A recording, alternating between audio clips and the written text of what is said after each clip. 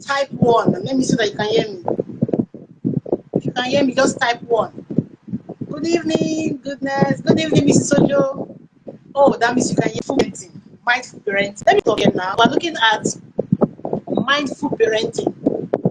Beyond you being a coach or whatsoever, you being mindful as a parent first to your own kids that you have given birth to, or possibly the ones living under your roof that are under your care. You know, for most times here in Africa, we think that only the kids that we give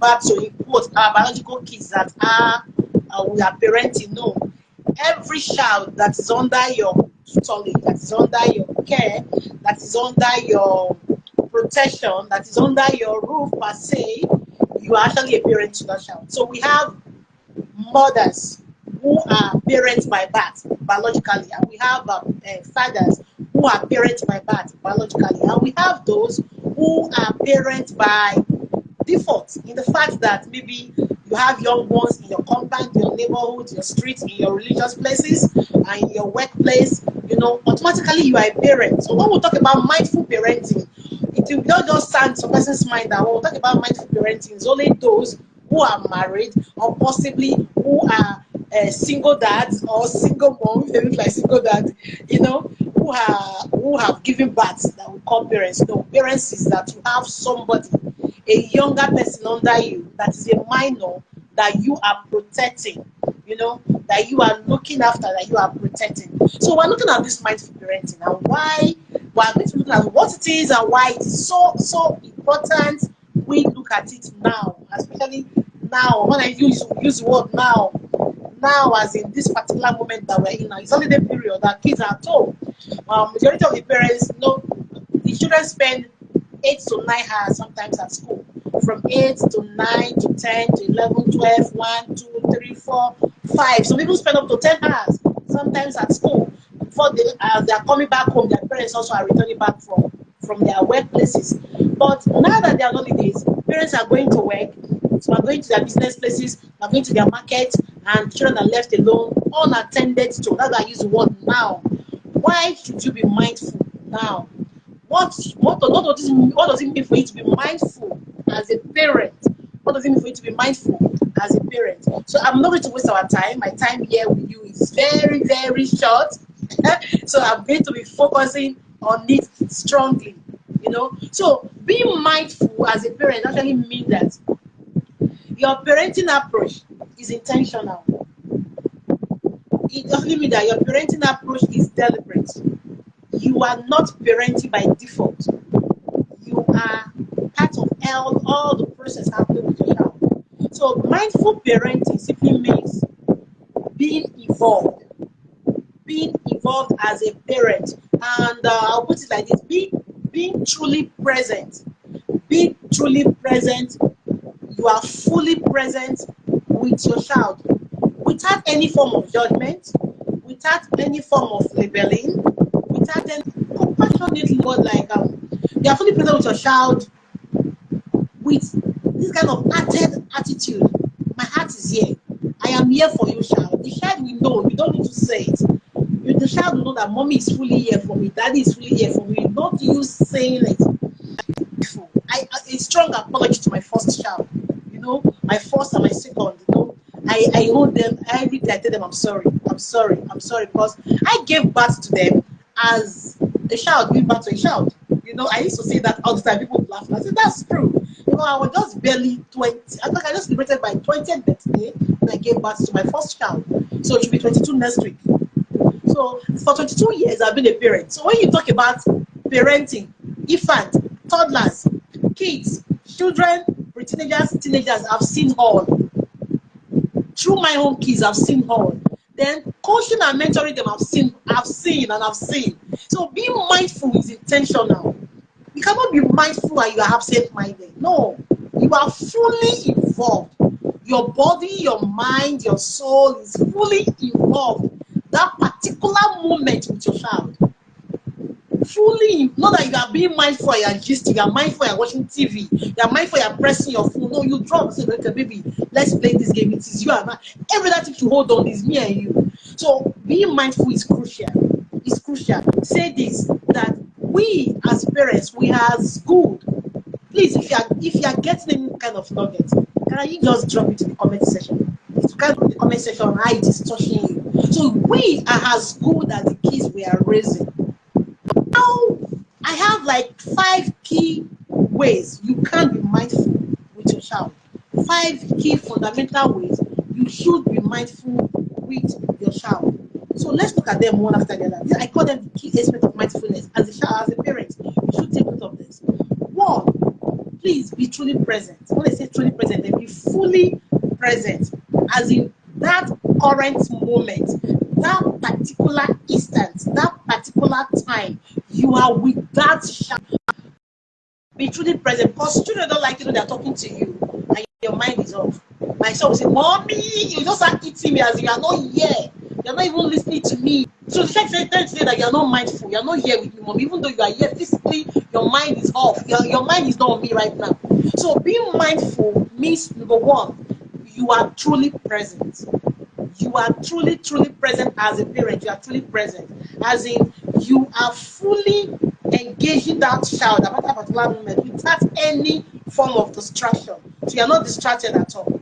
Your thoughts, everything about you is on that child at that particular moment. You're not thinking of what has passed. You're not thinking of what is present, what is happening tomorrow. You're thinking of the now, that child, that particular time.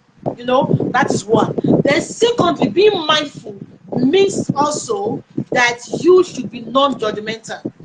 I do not say you should be mindful to be looking for loopholes, to be looking for errors, to be looking for mistakes, to be looking for failures, to be looking for the child's inadequacies or the child misbehavior that you want to point on. No, you are being mindful non-judgmentally. Please, you are being mindful non-judgmentally. So you are observing their thoughts, you are observing their feelings, you are observing their behaviors without judgment. You are trying to connect with your child, because the reason of being mindful is that you want to connect with your child. You want to build lasting memories with that particular child. Now, after you are gone, my mom died 32 years ago. I'm 42 this year. My mom died 32 years ago when I was barely up to 10 years. You know, few months to my 10th birthday. Till date, I can still recall all the pleasant. There is no day that passes that my mom's thought will not flash through my mind. There is no day that passes that one thing that we did together will not just flash through my mind. Why? Because while she was present, even in the few years we spent together, she was really very mindful. We cooked together, we go to market together, we go to the maternity ward together, we do everything together, we use together, we sleep together. So every thought of her can just be in my head. That's why I said I always talk about my mom, because we need to be mindful. We need to be mindful as parents, as elder siblings, as uncles, as aunties, you know, as teachers, as coaches, as mentors. We need to be mindful. You cannot be talking to that young child, and because you think he's a child, you just like anyhow. No, they are humans too. They have feelings. But crying out loud, they have feelings, and of course, they do have feelings. So they know when you're listening to them. They know when you're being mindful with them. They know when you're looking at them. They know when you're truly and genuinely concerned about them. And they know you're faking it. I can tell you that they can smell pretense from afar. They can smell pretense from afar. So please, as parents, we should really be mindful. The third one is emotional regulation. You cannot tell me that you are mindful when you cannot regulate your emotions as a parent or as a supportive adult. Whether you are a teacher, a coach, a mentor, you know, an elder brother or sister or whatsoever, you can't tell me that you are mindful when truly you can't control and regulate your emotions. Like I said before, they will do you when, let me speak pidgin here, as in teenagers, pre-teenagers, even the toddlers, they are told that they can stretch your limits. They can stretch you. That is why I keep saying that the fact that you gave birth to a child doesn't make you a parent. Parenting comes with a lot of responsibilities. You are not automatically a parent because you father a child or because you mother a child. You are a parent because you are playing the role and responsibility of being a parent. So please be a parent. You know, regulate your emotions. You are the older one, you are the matured one, you are the adult. So when they bring up their messes at you, you the adult supposed to regulate your emotions and not be reactive. Children and teenagers are permitted to be reactive, but you as a parent, you as the adult, you are not supposed to be reactive. You are supposed to be proactive. So as the child is bringing the shit to you, you are like processing it in your head. How am I going to respond to this child to correct this misdeed? So now you falling down to the child's level and be reactive like the child. Because most parents are very reactive. The bad economy, it is on the child. Quarrel with spouse is on the child. Issue that you have with your boss in the office, that your boss, maybe you have issue with your bosses in the office, or something happened in the marketplace, it is on the child, that poor child at home. For crying out loud now. You guys should pity for my kids. You know, teenagers, pre-teenagers, children, they're my kids. So let's pity for them a little. You know, don't do your transfer of aggression on these innocent ones. They are not the cause of Nigeria wahala. They are not the cause of the bad economy. They are not the cause of naira, dollar rising up and naira falling down. They are not the cause of inflation in Nigeria. So please, you take it easy on them. So being mindful is you regulating your emotions so that you can be able to understand and respond to your child's behavior, so that you can respond calmly and empathetically. You can remove yourself from your I us as a father, as a mother, as a coach, as a mentor, as a tutor and educator, as a mother. Pull yourself from that I us and put yourself in their shoes. If I was in this child's shoe, how will it be? That is being empathetic. So I am begging, please, let's try to be more empathetic with these ones. They are not yet adults, so if you see my second, Mrs. Eda here, no. Goodness, no. Mrs. Benny here, no. If you see my second, almost bigger than me.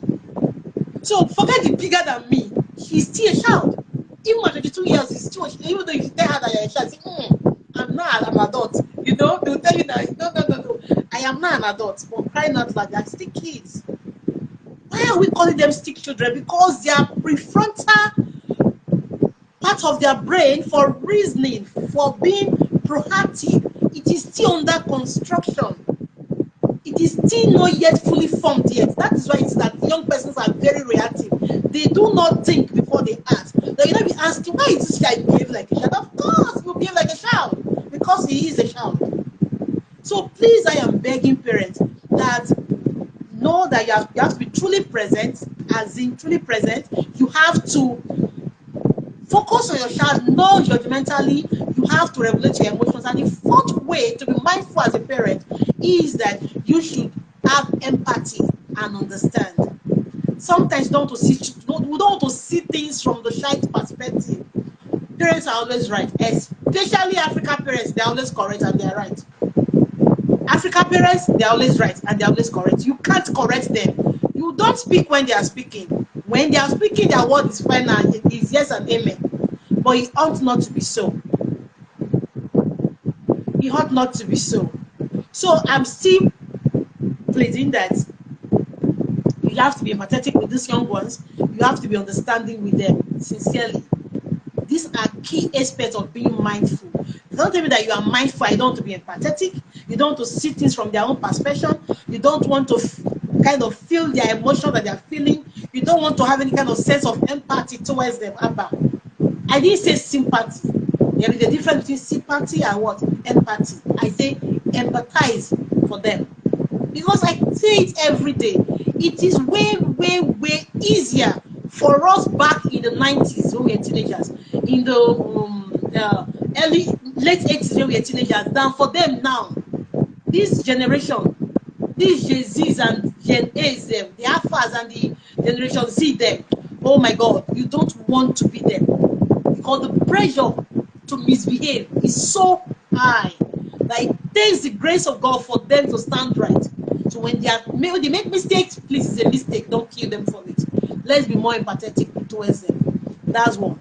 Then the fifth way you can actually be more empathetic, or you can be mindful with your child, is setting limits. Yeah, you have to set limits with them. Those limits must come with compassion. Don't be so strict And don't be so stringent. Don't be so hard and say, this is my rule. I've spoken. And because I've spoken, it stands so. Nobody breaks it. When you break it, you enter, you know what I mean, you have entered trouble.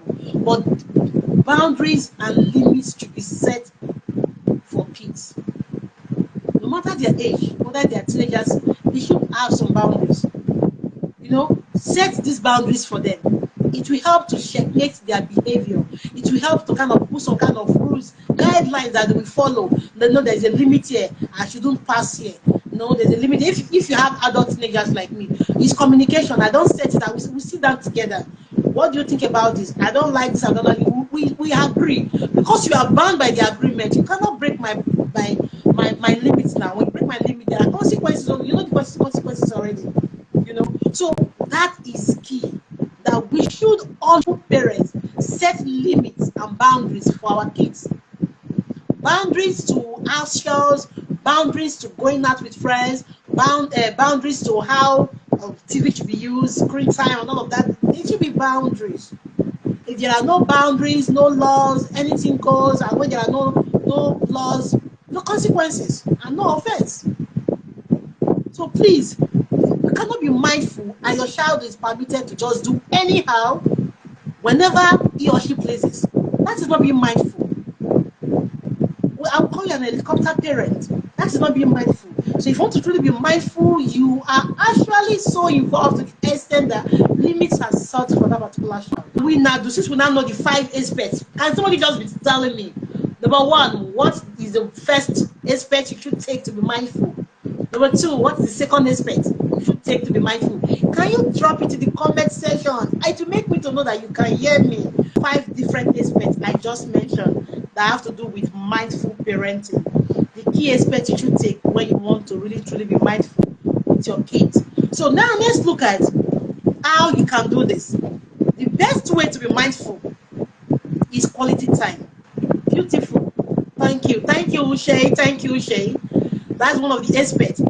Don't be judgmental. The second aspect, the first aspect I said, be truly present. Then I said, be empathetic. Yeah, be empathetic. Thank you, Ushay. So, one word I would just want to say that equates mindfulness. Just one word. Good. Thank you so much. That equates mindfulness is quality time. I'm guilty of this one. Hey, God, have mercy on me. Quality time. I didn't say spending time. I am saying spending quality time. These are 2 different things. People like us that are doing 9 to 5. And sometimes we are doing coaching here, speaking engagement here, that God will help us. But one good thing is that in most of my engagement, yeah, let's go together. So please, quality time with your child. Be involved in the child's life. Let your child be involved in your life to the extent that they know your in and outs, you know their in and outs. They can come to you to say anything to you. If your child is still very scared or worried to come confide in you, that means you are not being mindful enough. I am sorry to say this. You are not being mindful enough. That's something I dread. I can't stand it. And that is something I know that I'm so grateful to God for. That my kids can come to me from the youngest to the oldest and say, Mommy, and tell me, no matter how stupid that it is, no matter how irritating, no matter how funny or how unacceptable it is to me, they will still come and tell me, Mommy, don't shout. If they know that something will make me to be offended, Mommy, please don't scream. Hear me what I want to say, and I will listen. Because I promise not to scream. Even though something is shocking, I will be like this. I will cover my mouth so that I don't scream out. Then I will not start giving my own counsel on that particular issue. So if your child can't come to you boldly to tell you some kind of things without you expressing shock and screaming or doing all of that, you are not mindful enough. You are not mindful enough. So why should we be mindful? Why? Why are we talking about mindful? Why are we talking about being mindful as parents? Why? Especially now. See, we are living in a fast-paced world. We are living in a fast-paced world, and the world is becoming more stressful. Before now, the out of mental health issues that we are having before, as in that we do have before, we now have so many new ones now. Yeah, Dr. Moshade can actually confirm that. You know, Before now, there are so many new names coming up that will not be wondering where are all these names coming from. The stress level is increasing, you know, mental health issues are increasing, depression, anxiety, stress, PTSD. There are very many, a lot of issues are happening right now. And we're living in a fast-paced world, and our kids are exposed to all manner of dangers, all manner of juvenile delinquencies that if you are not mindful, you, in your very presence, your teenager will sell you and give you shame you will not even know. Your young ones will sell you and give you, even the kids in the primary school. So you have to be mindful in such a time as this. See, your role as a parent goes beyond paying school fees. Your role as a parent goes beyond providing shelter. Your role as a parent goes beyond cooking food and giving them food to eat. It goes beyond providing clothing. You know, you have to truly be mindful. What is my child thinking? What is my child feeling? What is my child doing? Who is my child with? Why is my child like this? Ask questions. Who are my child's friends? Don't just be saying everything will be fine. Our own time. Nothing happened to us. That is your own time. The time that we are in now is not your time. It's a different era entirely. And the world is so evil now. So you have to be mindful. Was it Pastor Lazarus Femi that was saying that when you are not with your child, everybody should be a suspect. Everybody is a suspect around your child. Whether the child is a male child or is a female child, everybody is a suspect around your child because you cannot trust enough to the extent that you just like, how am I going to use it now? You just like leave the child by themselves to do what they like, how they like it. Then you are not assuming and just wishing that automatically that child is going to have to become better. It doesn't work that way. You have to be intentional. You have to be intentional. If you want a clean cup, you will clean that cup. If you want clean water in it, you will pour the water in it yourself. You cannot just think because you send your child to a school or you attend a particular church, your child just turn out to automatically good on their own. There are efforts you must put in place. So why do we need to be mindful? Number one reason why we need to be mindful is that it strengthens the bond between parents and child. When you are a mindful parent, the kind of relationship you have with your child will not be the same when you are not mindful. There is nothing. Sure, as I was even talking, and this one now has come to come and collect hug just now. I just chased him away now. Just go first. You know, so your child cannot come and meet you and hug. In my house, we shop hug. Hug is our food. I cannot step through my door and enter my house and I will not give hug to everybody. It is trouble. Mommy, you have not hugged me. Mommy, you have not hugged me. You know, so it's like statistic, okay? So it's like you yourself now, you have to like, you have to be very mindful. Be very mindful. So one of the reasons is that it strengthens your bond with your child. It strengthens the bond with your child. It creates lasting memory of you with your child. When your child, your thoughts enter your child's mind, it smiles. Not that when your thoughts enter your child's mind, child is frowning, that mommy should go strong, daddy should just go strong. My parents say, that is not it. The things that comes to my table every day, that I hear from my table every day, my mind bleeds. Parents, most of my parents are not trying. My heart cuts and my heart bleeds. You know, a child came to me to tell you that I've been raped, and the first thing you say, you're beating the child, that the child caused being raped. Mommy, I've been abused. Mommy, look at what is happening to me, and what you could do first is to throw judgment and condemn. You have not even empathized with the child. So there is a lot to be done. A lot to be done. So another good reason why we should be mindful as parents is that it helps to regulate your emotion. I've talked about that before. But in this case, it helps to regulate your emotion because you cannot really be mindful that your emotions being regulated. When your emotions are regulated, you now know how to attend to that child calmly based on that situation at that particular time. And you that have multiple kids, you could agree with me that the way you treat your first child, even though that you do the second or the third or the fourth, no, these kids, they have their own personality types, they have their own way of seeing things and reasoning. There are words that we say to my first child, nothing will happen to her. But if I repeat those same words to my second child, everything will break loose. He cries. You know, the trouble, the begging will not be here.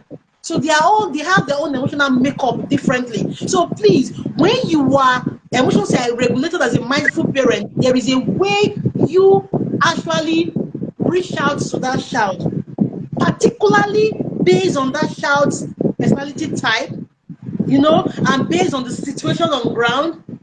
But when you are not mindful, and that means your emotions are not regulated, anything comes. So whether the child is hot or not, none of your business. I've seen parents say, none of my business. She can get angry for all I care. What's wrong with her? What's wrong with him? And I'm like, madam, take it easy. But something happened in my presence. I went to the market to buy something, and this teenage child was helping the mom to sell. And then the lady came and bought something a little lesser than the price the mother instructed her to sell. So the mother just came and said, you mean wish? You don't worry now with their madness. You mean wish? Now you say come from village, come torment me. For child to say, mommy goes down the child's face. I told you to say something about. You want to go and give her, but I was actually there when the man was negotiating with the girl. And I know the kind of manipulative and emotional thing you use on the girl that made the girl to fall. And if he has used that same thing on the mother will still follow. But she's a child. Now you're calling her a witch, but she saw something less than the amount that you ask her to sell. This is an educated woman, not somebody that is an old woman. So please, we should be mindful of the things we say, the things we do to them. Because they are humans, like I said earlier, that they are humans, they have feelings too. Then the other reason why you should be mindful as a parent to your child is the fact that it improves the child's behavior. Beyond you, it improves the child's behavior. I used to have issues with my second daughter because she used to give me real L, as in that's the that you tell stop that, you tell you no, as in you look at you and tell you no, mommy, I won't stop that. You want to give it child kind of boldness. She's the one that she's so daring to be, daring to father, daring to everybody. That's just the way she has been right from when she was a child. This kind of I'm not scared of anyone, So I wanted to understand this child. What helped me with her so strongly was the fact that I have to be mindful myself by actually regulating my emotions. When she does such things, she saw me screaming and shouting at her, threatening her, I would just smile and play and like find what is happening. And so I saw that trick was working on her. So I would praise her and all of that. And I was okay, can you go and do that thing now? I would not go and do it. So this girl, all those nonsense behavior has stopped. Right now, if you tell her to say yes, mommy, she can't do it. The person I'm talking about, she's 19 years. She's 19 years. If you tell her to do it, like she just want to do it, yes, mommy, she will do it. When she cannot do it, say, mommy, please, can you give me some time? Please, mommy, I'll beg you, I will do it. Just let me rest first, or let me do this first, I will do it. But before now, we tell her to go and do that thing, she will tell you, no way, I will not do it. Let heaven fall, I will not do it. She will tell you. Before we beat, I will scream, I will threaten, I will withdraw allowances, withdraw. Those of you are not working. So please, parents, I'm begging. Try to know that particular child because it starts from there. You will not be able to regulate your emotions about that child, or you will be able to improve that child's behavior when you want to not start comparing the third child with the second, or the second with the first, or the first with the fourth. They are all different. Even if they are twins, identical kids from the same parents, they still are different. They still are different. They are not same. So that comparison weakens them. They don't like it at all. Teenagers, my teenagers, when I say my teenagers, I'm not saying my own biological teenagers. Teenagers in general, they don't like being compared. Not with their classmates, their friends, neighbors, or their siblings. They do not like it. So please, your child's behavior can improve when you start talking about good about them. And I was talking about this 19-year that is giving me stress before. She's there just smiling sheepishly because I said she's doing well now. Children, we always be children. So what am I trying to say here? But when the child knows that you're always saying terrible things about him or her with your friends, with everybody, Abba, you want that child to behave, you want that child to improve in their behavior, in their habit formation, in their character molding. Please say good things about them, especially in their front. They may not be true, but because you keep saying it, you keep seeing it. What I mean is, it is not yet manifested yet in what they do. But because you keep saying those good things about them in front of them, they will start showing it. They will start showing it. They will start manifesting it. So please share good things about them. Then the fourth reason why you should be mindful, it reduces stress for you. Reduce stress for you, reduce stress for the child. So I am less stressful, the child is less stressful. So why? I like peace. Who does not like peace? I like harmonious family. I like peaceful environment. I don't like chaos. Anything that will give me stress or headache, I don't want it. I'll just pull out from that particular area. I don't like conflict at all. So one good way you can actually reduce stress for you and for that child or for those kids in your house that God has given to you is when you are truly mindful. When you are truly mindful, you reduce stress for both of you. The children, yourself, reduce stress for them. Then it enhances communication. Your child could actually come to meet you openly and tell you whatever they want to tell you openly, without any fear, without any kind of fear and trembling of I'll be judged, I'll be condemned, I'll be labeled, I'll be punished. They can come meet you. On the other side, screaming and shouting, your child will not come. Your child will not come and meet you and tell you anything. So please be mindful, parents. Be mindful. Then lastly, it improves your mental health. Not only for the child, but for you too. Your mental health is improved. Stress has been reduced. Anxiety has been reduced. Your mental health, the outcome is cool. Nobody is depressed. Nobody is having a bipolar. Nobody is having a schizophrenia. Nobody is having any kind of disorder. We are all okay because we smile, we laugh, we tease each other, we play. That is what family should be. Not the chaotic one we are seeing everywhere. Father is fighting the son, daughters are fighting mothers. My siblings are not even seeing themselves together. Fight everywhere. Nobody is agreeing. Children are frowning face. Parents are not happy. So please, let's be mindful. Let's be truly mindful. Then the last benefit I've given us like 1, 2, 3, 4. Yes, the fifth one I want to give to us is see. All mindful parents do see. Yes, when I use the word see, it's S-E-E. All mindful parents, they see. Can you see? Can you see? Let me just break that acronym. C is an acronym that means 1, your child will model you. Yes. So that means you should be a positive role model, because when you are mindful, you are a positive role model. Just go and ask your child after this webinar and say, daughter, what do you think of mommy? And so child will tell you, or son, what do you think of mommy? Or daughter, what do you think of daddy? Or son, what do you think of daddy? They will tell you. Just go and write some things about daddy, good and bad things about daddy, and bring to her for daddy to see. Or go and write some good and bad things about mommy, let mommy see. You'll be so shocked that even that you're 3 years old, that you're 4 years old, that you're 5 years old, that you're 6 years old, that you're 7 years old, we'll expose some kind of things to you that will even shock you. So please, C means that your child can model you in the sense that because you are self-aware. So S is for self-aware. E, you have emotional intelligence. Then the second E, you have empathy. So I am self-aware, I have emotional intelligence, and I have empathy. When those 3 things are seen in me, my child can truly model me, because truly I am what? A mindful parent. But when you don't have emotional intelligence, that means you cannot regulate your emotions. You are not self-aware. And lastly, you are not empathetic. Forget it. Forget all you know. Forget your degrees. Forget your certificates.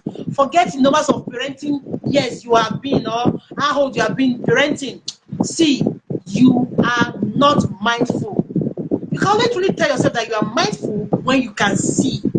You are self-aware, you are empathetic, and you have emotional intelligence. Until then, you cannot proudly tell yourself, I am mindful. So let me ask this question. Are you a mindful parent? Are you a mindful parent? Answer, please put it in the comment section. I am. Boldly if you are. Then if you are not, say, I am trying to. I want comment, so please drop it in the comment section. I want to see this before I hand over to my co-host. So are you a mindful parent? Are you truly a mindful parent? All of us here. I started by saying that a parent is not just a parent because you bettered the child. You are a parent because you have young ones that are looking up to you. So are you mindful? Are you empathetic towards them? Do you have emotional intelligence? Can you regulate your emotions when you are being pushed? Because of course you'll be pushed, you'll be tested. You know, then can you tell yourself that you are self-aware? Are you really mindful? Are you mindful as a parent? So I want to say this lastly, then I will bring in my focus, that my 22 years of parenting has taught me some kind of facts that I want to drop with everybody here. That one, your child's attitude is truly, in a way, a reflection of you. Whether you want to accept it or not, kids, teenagers, pre-teenagers, and children, they do not do what they are told to do. They will do what they have seen you do. That is why I am so talking about that acronym C. You have to be self-aware. You have to have emotional intelligence. You have to have empathy. When you can truly see, you are mindful. And because you are mindful, your kids, the children under you, the young ones under you, will automatically improve on their behavior. They will automatically improve on their behavior. So, in a short while, I want to tell you the 5 things I've gained from my 22 years of parenting. 5 things I've learned, life lessons I've learned. I have learned that my child's attitude is a reflection of who I am, what I do. Basically, not what I tell them to do, is what I do. And I've learned also that before I checkmate their attitude and try to start giving corrections and criticizing and labeling and judging, I should watch my attitude. Then the second one I've learned on my 22 years of parenting is that I should let go. I should let go of what I cannot control. There are some things you cannot control, just let it go. It's not every battle that you will fight, especially when they have come to that teenage years. Even if you want to fight every battle, what music they listen to, what this they do this, what that they did that, what did they did this. You will fight and fight, but there are some that are so crucial that you must fight. Focus on those ones. Focus on those ones. So there are some battles you don't need to fight. Just let it go. Forget about it. For peace to reign. For peace to reign. That's why I talk about being mindful, for peace to reign. Then the third thing I've learned is that, listen, that 6-letter word, listen, also still means silent. When you are listening, the child is speaking, you are calm, you are quiet, you are totally silent. So listen to that child. Listening is not the same thing as hearing. We can hear with our ears, but we listen with our heart. When you are listening to a child, to a teenager, to a child, to a preteen, you are listening to everything the child is communicating verbally, and those things the child cannot even express verbally. So behind that contenance, you are reading a message. Behind the mood, swings and all of that, you are reading a message. Behind the words not spoken, you are coding some things. So listen is one of the things I have learned in my 22 years of parenting. Then the last one is that please don't get trapped in the what if. What if? Don't bother yourself. Tell it to those that have teenage girls. What if? Or even teenage boys, what is happening and care and everything. What if? Forget about what if. What if not? What if not? So if you want to now start dwelling your head on what if my child not gets pregnant? What if my boy is not taking drugs? What if my boy is not joining course? What if my this not did this? What if they introduce this? What if they that? Please calm down, parents. Calm down. Calm down. So stop dwelling on those what if. So you need to be mindful. And I've told you what mindfulness is as a parent. And I've told you how you can actually be more mindful with your kids this season and beyond. And I've also equally told you why it is so pertinent and crucial at such a time as this for you to be mindful as a parent. I'll be giving the space to our purpose to take over. I want Mrs. Ojo to come tell us why, as in the techniques we should do, the activities we can do as parents to fully foster that connection, that creativity with our kids to build that lasting memory as mindful parents. Mrs. Ojo, If you are ready, can you take up the floor? Thank you, everybody. If you have questions from my end, please drop them in the comment section. We'll attend to them much more later. Mrs. Ojo, the floor is yours. Improve on in this holiday. What other skills do you want this child to improve on in this holiday? Because you want to connect with your child as well as build skills that will help the child. Do you understand? So you need to know what are the skills. What are my kids lacking? Is it that this child, he doesn't have good communication skill, or he needs to improve this communication skill? Child needs to build more of his or her problem solving skills. Do you understand? Do I need to build his or her critical thinking ability? To be sincere, these are things that you can actually hold on to, so that as you are connecting with this child, you are building this skill. This child is learning and is becoming the child that you can actually hold. This is improving. Is the child emotional intelligence needs to be worked on? So you have to identify. You have to identify these skills that you want to improve on this child. So when you have written out those skills, is it creativity? You know, we're talking about creativity because in this time and era, if a child is not creative, is or your for that child. So what are these skills that you want to build in that child? Identify those skills. Then after that, you need to do something. Sit down and look at what activity that matches with these skills that I can engage this child with during this holiday. You have to look at, you have to do a research, because I always tell parents, I know we want somebody that will spoon feed us, but because we have different kids, like I said earlier, some are melancholy, some are sanguine, some are flag, some are kinesthetic. A kinesthetic person wants to be going out, yes. Why a flag wants to stay inside? So you need that child. You need to know that child so that you'll be able to fit in those activities that the child will enjoy, and both of you will go out together. He is somebody that wants to go out, or you want to sit down in the house and the child wants you to be reading story for her or him. You need to identify that. Then write out that list. After you've written down that list, then the next thing is you now have to put a structure to it. It's holiday period. They have money till COVID.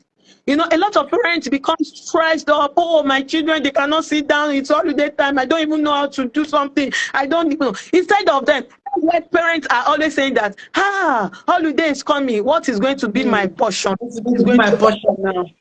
Yeah.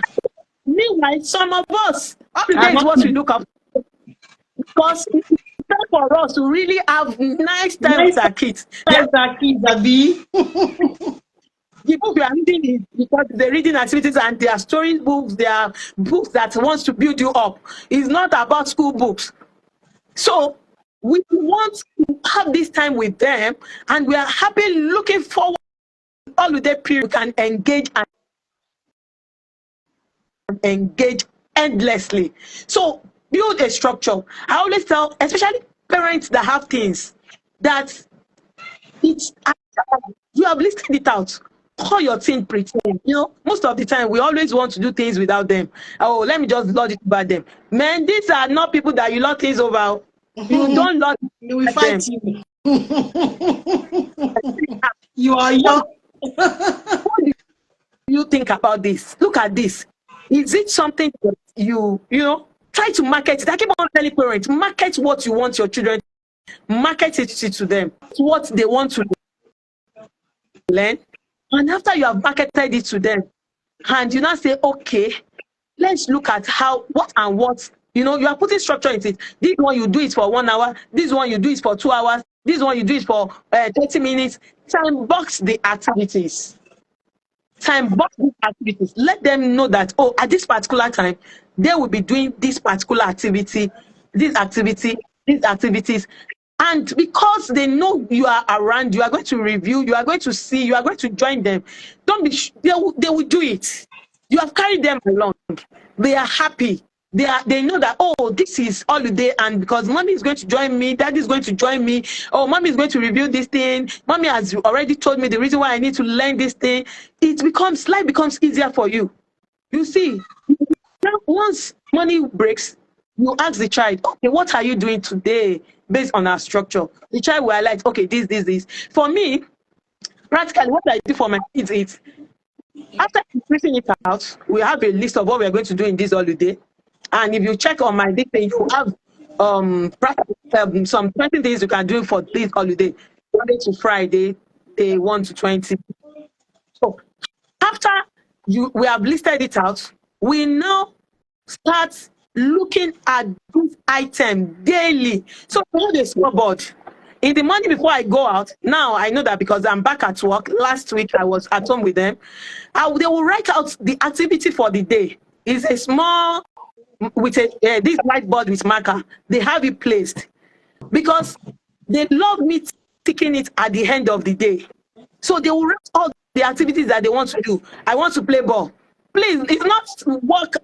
It's holiday time. And you know that playing ball, basketball, cooking, all these are parts of activities that build the skills that we said they need. We are going to get there. We are going to get there so that these are activities that actually, because they've listed it out, they've just you to list out these activities.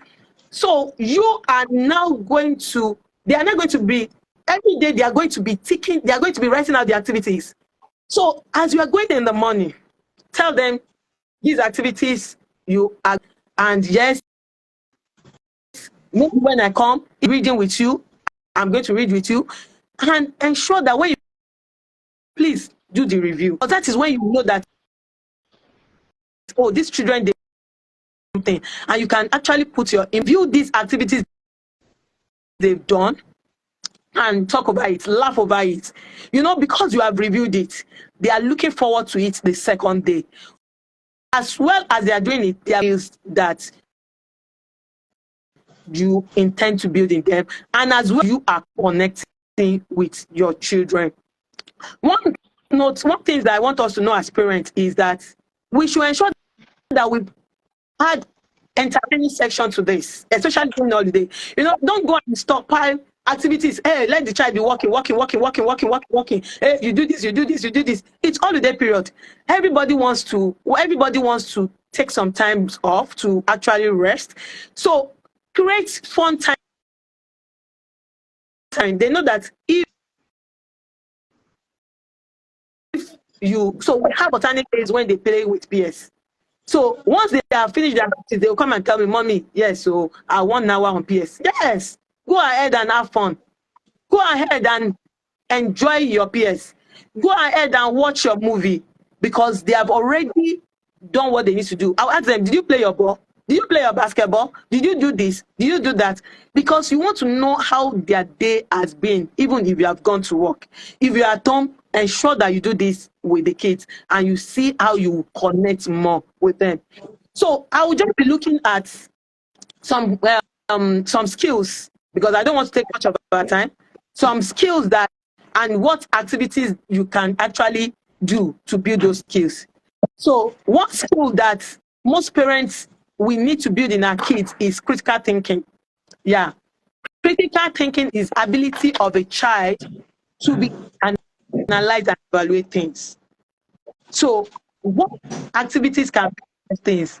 We have puzzles, we have building blocks, we have experiments. These are examples of things that you can actually use. So in a day you can infuse, oh, today you are going to do building block. Oh, of course. Every child wants to do building block now. Every child wants to play. As the child is as the child is playing and is that child is learning, child is building for the skills. If your child be able to provide solution for any problem, we are thinking, oh, I'm in this problem, how can I solve it? What's the way out? So what are activities that a child can do for problem solving? A lot. When I tell people that there are a lot of things to do for problems, puzzle 2 is good. for problem solving. You need to engage them. 3D puzzles when they can think. I think people say escape room is also good. You know, we have a lot of places. I think there's one place in Abuja, the escape room. Take them there, let them think, let them figure out solution to a particular problem. They will tell them that this is a problem, how do we go about it, and you have time to go about it. Another thing is time management. Time management is a key thing for the children of nowadays. Most of them cannot manage their time. They don't know how to prioritize their time. So what can you do? Board games. Let them do board games within specified time. Another thing is most of these building blocks, time box them. Those activities that you want them to do, time box them. Let them do it within a particular time.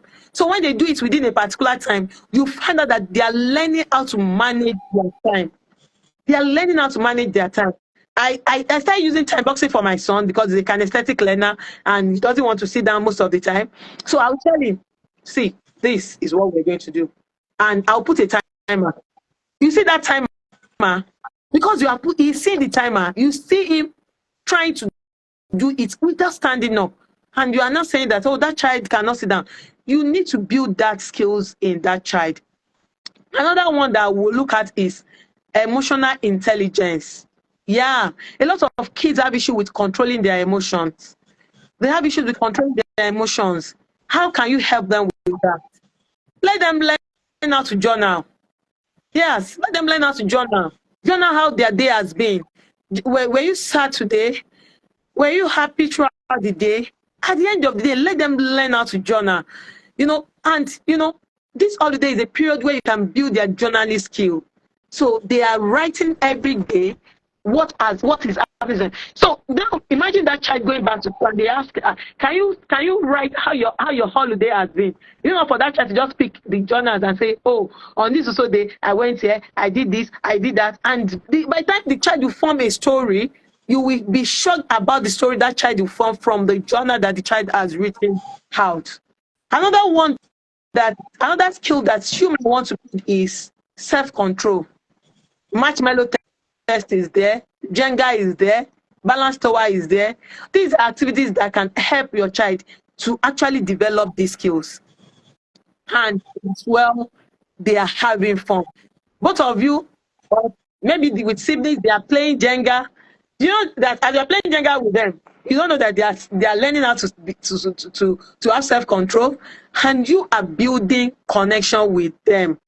Another one that I will look at is mathematical skills. A lot of parents are crying, my child, they don't know how to solve math. So, math is a major problem. But I can tell you that this holiday is a time that you can build your mathematical skills with you connecting with them. So what are the things that you can do? I always tell people, building block, wow, it's one of the best one that you can use for that. Building block, embroidery. People like, what's embroidery? Well, embroidery is how to learn how to stitch. You are canting, you are doing a lot of things together. You are forming patterns, and that's what math involves. So you are counting, you are sorting, you are doing patterns. All this can be gotten from building block, embroidery, card blocks. Engage them, let them have fun, let them as well learn. So a lot of skills can be built during this holiday. And as well, you can connect with your children during this holiday. So if you are looking for a way to engage them as well as connect with them, if you follow us and you check our page, you see how you can ensure that holiday is not boring for your 3 to 6. You have it written on our page, the preteens, the 7 to 10. Just check our page. You can build something around it if you are looking for how to do that. And if you are looking for activities to do, we still offer those activities. This time is very crucial for us because this holiday time is actually very, very important because it comes 3 times in the year. Yeah, it comes 3 times in the year. And this is the best time that we can engage and connect. I will tell your child will never forget you. Sometimes I remember remember when I was going back to work this week, my son said, "Mommy, you are going back to work." I said, "Yes, I'm going back to my holiday is over." I took 1 week to actually stay with you. And that 1 week, they enjoyed it. You know, we would do these things together, we would play together, we would gist, they would talk. And these are memories you want to be with. I don't know if anybody has a question. Open. You can drop your question online and let's answer the question. Thank you, Madam Elowo, for this opportunity to be able to join this section. I don't want to take much of our time. I was able to just touch on few skills, because if we had to sit down and start picking them one by one, we will not leave this place tonight. Thank you very much, Ma. And thank you for everyone that has joined this conversation, this webinar. I really appreciate it. Well done, Ma. You can have the floor, Ma. Thank you so much, Mrs. Ojo. We are so happy for, as you are talking, I was just jotting down, I was just writing. I don't like taking knowledge for granted, so I do write a lot. I was just writing. You talked about critical thinking, parents should engage using of puzzles. Then you talked about problem solving skills. You talked about time management, emotional intelligence through journaling. You talked about time management, board game, self-control. You talk about Jenga and balance something. You mentioned balance something. It is that balance I didn't hear. Balance store. Yes, balance store. Okay. For which age group? Everybody. Everybody. So do we have building blocks for teenagers? Yes, they're called diamond blocks. They are smaller. So they are tiny. So they are building blocks. You know, most of the time people think that building blocks are actually for younger kids. But if you go to conferences, especially engineering conferences, you see most of the models are actually built using building blocks. Okay. Okay. So your child actually build. So we have things that we have diamond blocks. So diamond blocks is actually targeted they're actually for teenagers.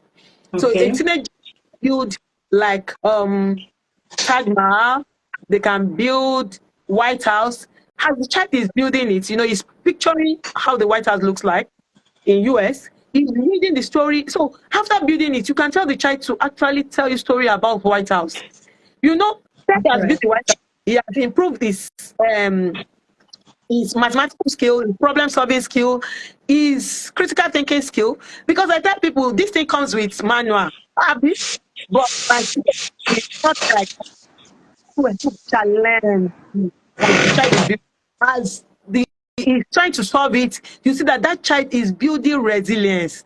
That child is learning that, oh, things is not just, you know, sometimes when my daughter is currently building Titanic, and when she started building that Titanic, the first day she dismantled it. What happened? She was not following instruction. I say, in life, you must follow instruction in details. The second time she built it, you know, she wanted to rush it, like, Mommy, let me just finish this thing and get out of this place. Yeah. She made a mistake again. She jumped one step. She had to pull it down. You can imagine putting 2 hours to do something and you have to pull it down. Now she's building it and she's taking her time to build it, gradually following instruction. So all these things actually help the children to follow instruction. They are able to learn it one after the other, how to actually follow instruction. Now you don't jump gun. You don't jump gun, because if you jump the gun, you face the consequence. You understand? You know, that is their way now. Teenagers, they just want to jump the process after that. They like that quick. They like that instant gratification. If you jump it, you will miss it, because your project will not be successful. You won't be able to achieve that thing you want to do, and you will go back to ground zero. So the child is learning that, no, if I am to finish what I'm doing, I need to ensure that I follow the process step by step. I think that's what my daughter has learned, and now she's gradually building it step after the other. You know, so these are the things that these things keeps you. So you find out that child will be patient. You now know that delay gratification. And when the child has actually finished doing all this, you find out that child is satisfied. You build the child's confidence. Yeah. You know, I remember when my son painted, you know, that day he sat down, painted one beautiful art And when my husband came, he said, Daddy, come and see my painting. Come and see my painting. So you find out that that child's morale is boosted, Yes. that child's confidence is Confidence boosted. That, has increased. yes. So all these things are actually get towards making an improved kid that can actually thrive in their generation. So the idea is you to actually engage them, connect with them, and and ensure that they are learning in a fun way. Thank Well you. done, ma. Thank you so much. Thank you so much, ma. I have questions. Anyway, everybody joining in, you want to get these particular tools, these particular games, these exercises, these things that could actually make our kids to be more creative, think critically, solve problems, and all of the skills she mentioned. You want to develop your child emotional well-being, you want to develop your child self-control, you want to develop your child problem-solving skills, no? You want to enhance your child critical thinking. All of these ones, you should reach out to her. I will drop a link to our Instagram page on the comment section. Or possible, ma, please, can you do that for us? Please drop your link at the comments, let people know so they can get all of these things from you at so and so. Put it there. She's in Abuja. You do, well, how do you do about shipping? People that are not in Abuja, how do they get your stuff? I, for one, I have issue with my last born. That guy, self-control, Hey, Jesus. Mrs. Ojo. So we've done a third one and a seventh one. And that seventh one is public speaking. Our children need to learn people's skills, how to communicate in public, how to be able to express themselves in public. Majority of them don't have it. They don't have it. So please, that public speaking skills is a must. Is a must. Is a must. I think we're bringing out a course by this third term Monday for parents to actually buy, pay for their words to come and learn public speaking skills, so that they can be able to, any teenager that cannot easily express himself or herself in public will be bullied, will be intimidated.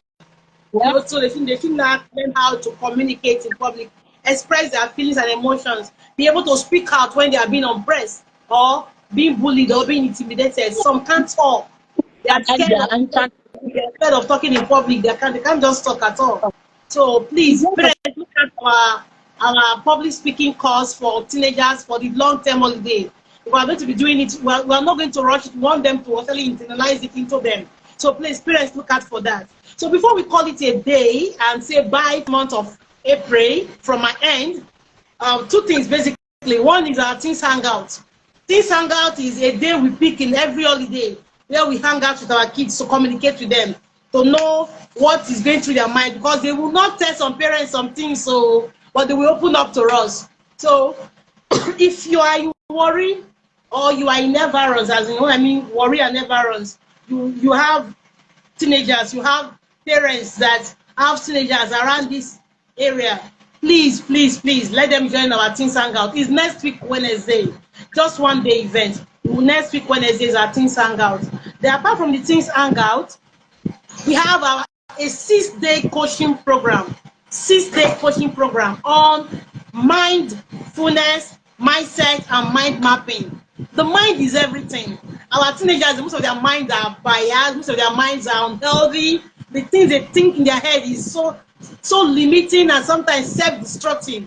So we want to teach them on developing healthy mindset, how to be mindful, and also how they can actually mind map most of the things that they do. So it's a 6-day coaching program. It's going to be so impactful. I am telling you that because I've tested on it.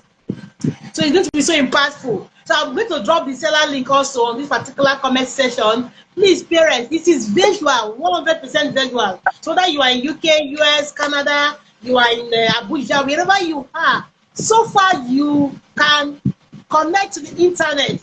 Your child could actually be part of this coaching program. I don't want to take more than 20 children. And as I'm speaking to you, 5 spots have been taken. 5 spots have been paid for already. So remaining 15 slots, 15 slots. Once it is complete, that 20 slots, I don't want to take more than that. There is a reason. It's a coaching program. It is not a course. They are not going to learn and be walking away. We are engaging them one on one for those 6 days. There is tasks to be done. There is workbook to fill. There are exercises, mind exercises, and CBT, cognitive brain therapy exercises that they have to do so that they can push themselves out from those limiting thoughts.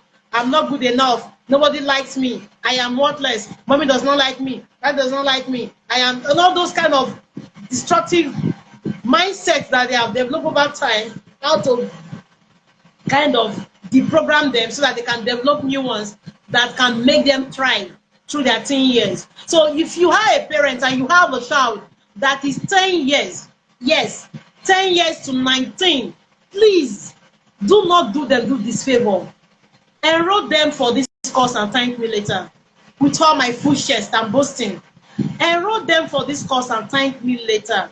Please, it is this holiday from 15th of April to 20th of April. We are going to be having this course virtually. So last week for school resumption, so they go to school with a well-developed mindset that no, this kind of euphoria that I can make it. You know, I am enough. I am worthy. It doesn't matter what anybody thinks about me. I am just cool. I'm okay.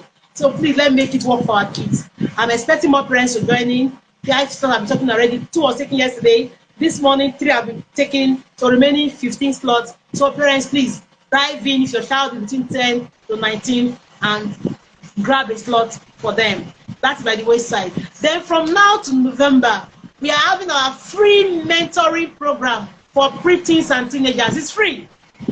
Totally free. Nobody's collecting any dime from you.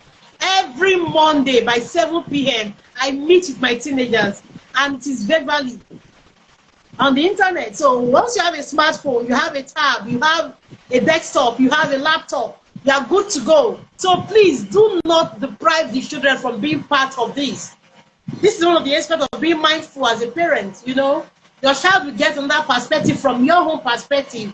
We are not coming to come and compete with you as a parent. We complement your role as a parent. I am a teens coach and mentor. Even the fact that I work with teenagers and preteens and their parents and schools, my kids, they have their coaches and their mentors also. So please, parents, I beg, let our kids be part of what to appreciate everyone that joined in. So your interest, we have 49 persons joined in today.